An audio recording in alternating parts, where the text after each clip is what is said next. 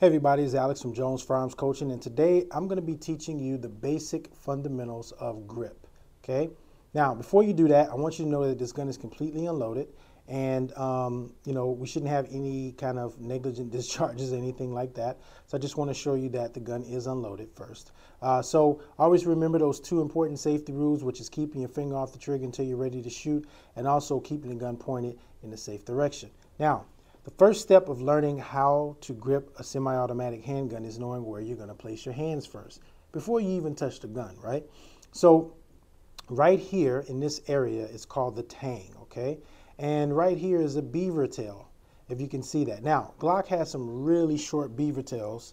If you have to compare it to another gun like this one, and this is the training aid, but it's a direct replica, you can see that it sticks out a little further than the Glock one. But once you learn the concepts and the principles of grip, you should be able to grip any semi-automatic handgun, whether it be big, medium size, or small. But I will warn you, just because you have the basic concepts, depending on the size of your hand and depending on the size of the gun and how it's designed, you're probably going to have to make some slight adjustments to get the grip that you actually need.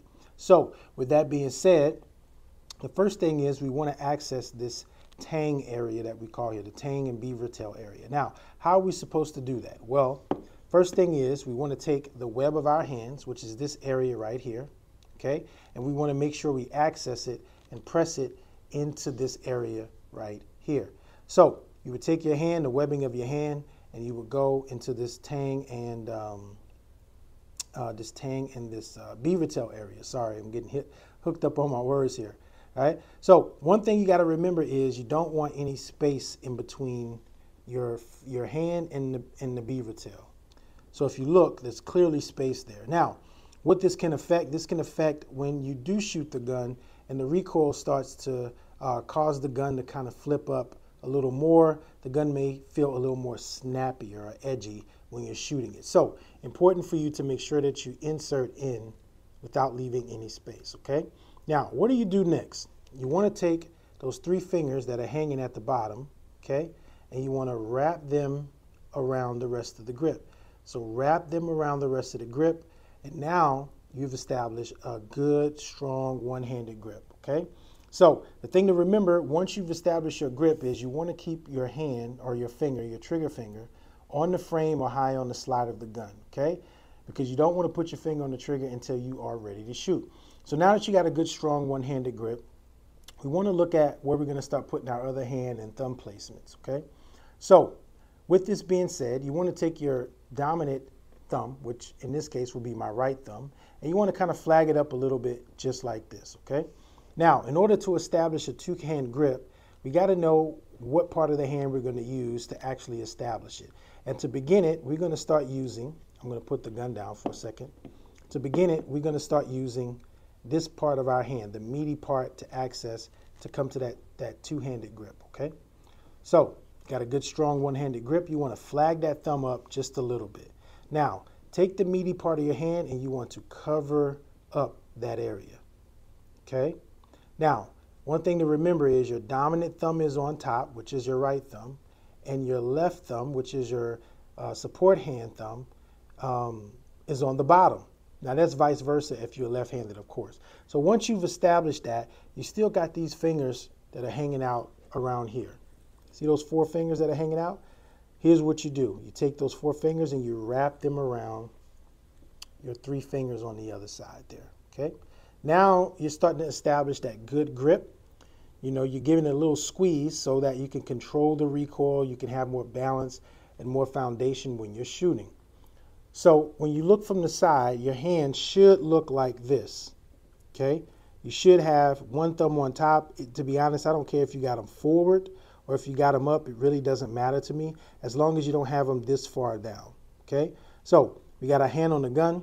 I have covered all this real estate. I need to access all of this, putting the meatiest part on the hand, and then wrapping those four fingers on the bottom, wrapping them completely around the gun to the other side. So when it comes to finishing the grip, you want to look back here. If you can see, there's a gap. See how I'm creating that gap? If you are holding the gun and there's a gap in it just like this, you lose a little real estate on the gun. Okay, that could affect your shooting, that could affect your accuracy, that could affect your recoil management. So what you want to do is you want to make sure that these two fat parts of your hands, where your thumbs are, I call it the thumb meat, you bring them back and you touch them just like this. You want to make sure they're touched, okay? And then that has established a good foundational grip. So again, to review, we start off, we want to access the Tang area. We come in with the web of our hand, get a nice bit of real estate in there with our web of our hand underneath that beaver tail. And then we want to take those 3 fingers, we want to wrap them around here, get a good strong one-handed grip. Now we want to flag that thumb up because we want to be able to access this area with this fatty part of our thumb here. So then we're going to come in, we're going to put our thumb as close to the gun as possible. Hopefully it's on the gun. And we're going to make sure that our dominant thumb is on top and our support hand thumb is on the bottom. And then we're going to wrap these 4 fingers underneath this trigger guard. So we're going to come in and we want to wrap it underneath the trigger guard all the way around to the other side. So this is how you grip a semi-automatic pistol. And again, depending on the size of your hand, the way the gun is designed, you may have to do some nuances to actually finesse your grip a little bit to get what you actually need, okay? So with that being said, stay safe, stay vigilant.